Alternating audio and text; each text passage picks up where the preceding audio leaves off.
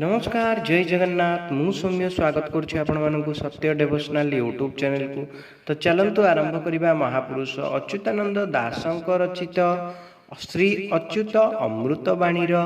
कल्की अवतार वर्णना तृतीय बोली। दूषण बहुत उठिब धूम प्रायक होई ज्योति उदेहे बदिन कुदिन प्रताप कही अनंत नाभीर उदय नित्य रास जही कुंडी कटकर महिमा भेदन पांति केही दिन कुदिन जे प्रमाण लागी थी बटी खेल अष्ट शंभु हाट नबर भीम आखड़ा शाल चौकी बट जे जही की भक्त मानक स्थान सेही ठारे लीला होइबे देवी छंती रहीण शून्य ज्योति शून्य भवन लीला ब्रह्म प्रकार लीला निमंते से उदित लीला ब्रह्म प्रकार एकाक्षर ब्रह्म गायत्री गुरु गुपत कथा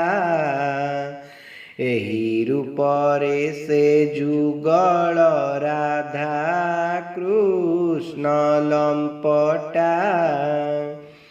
नित्य राधा नित्य श्री कृष्ण नित्य लीला उपरे निराकार निरंजनटी नित्य मंडल ठारे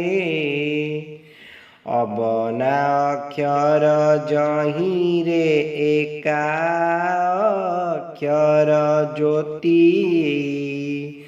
ब्रह्म गायत्री जे प्रकाश प्राणी हे बेसकती गायत्री भजन जपटी गुप्त गंगारे स्नान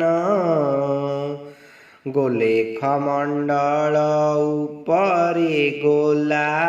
हाटरे ध्यान एथि परे जोग आसन ज्योति मंडल पूरा अबना भेदी पारी थिले तेबे सीना सुंदर त्रिपुरा से अष्ट नायिका जही गमन नाही नौ शून्य भेदी पारिले ज्योति देखी बुतुही षड चक्र भेद प्रकाश सहस्र दल ज्योति सतगुण धरी रहिले उदेहे विभूति जोग माया परे आसन शून्य मंडले ज्योति स्थावर जंगम कीटरे सबु रूपे अछंती आदि मंडल जे आकाश केली कदम्ब तरु कोलाहल केली उदय तोर उपरे पड़ू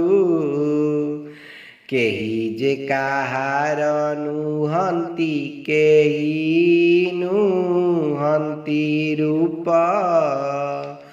केहि तेज रूप प्रकाश भणे दीन प्रताप। जदि आपण मानक आमर ये भिडियोटी भल लगता है तेबे आम चैनल को लाइक शेयर सब्सक्राइब करने को अनुरोध।